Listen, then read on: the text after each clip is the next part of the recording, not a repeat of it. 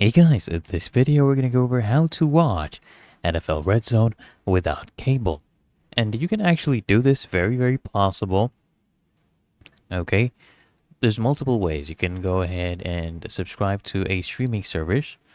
There's multiple. There is YouTube TV. You can get it on Fubo. You can get it on Hulu Plus, Live TV, or NFL Plus Premium, which basically offers you NFL Network and Redzone access, often through add-on packages.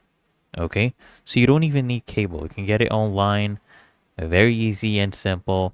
So these are some of the prices, right?